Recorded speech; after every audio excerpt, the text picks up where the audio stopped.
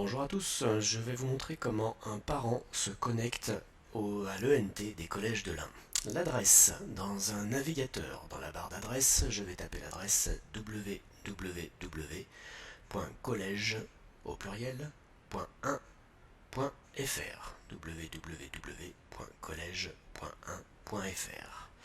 J'arrive ainsi sur la page d'accueil du portail de l'ENT des collèges de l'Ain avec à gauche des rubriques et des sous-rubriques que je peux déplier avec le signe plus. Avant de me connecter, je vais prendre connaissance de la charte.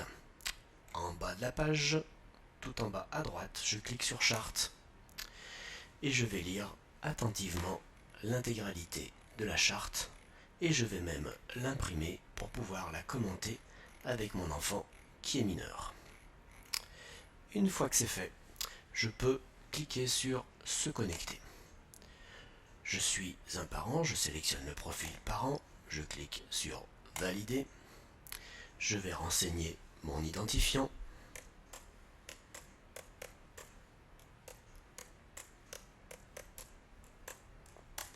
et mon premier mot de passe que je vais modifier.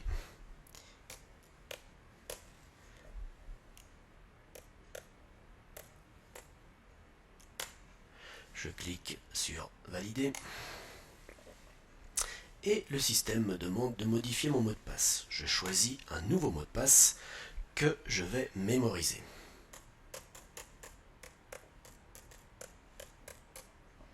Pour être sécurisé, ce mot de passe doit comporter 6 caractères au minimum.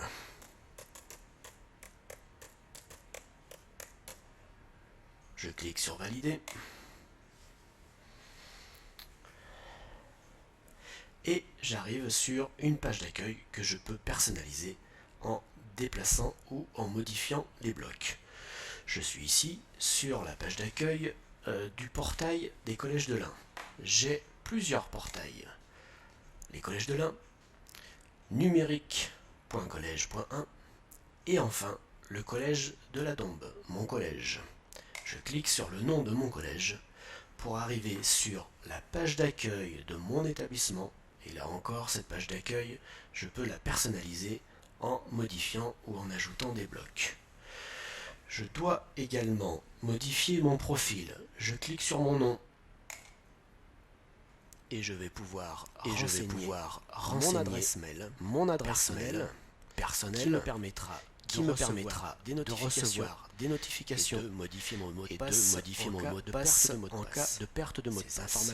Ces informations peuvent être sur liste rouge et me permettent de récupérer mon mot de passe ou d'être notifié. Je valide et je peux maintenant consulter l'ensemble des menus.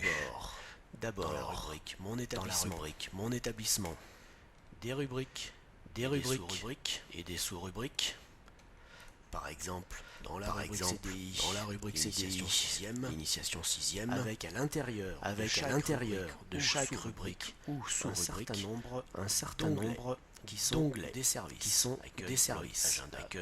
agenda, dossier, forum, etc.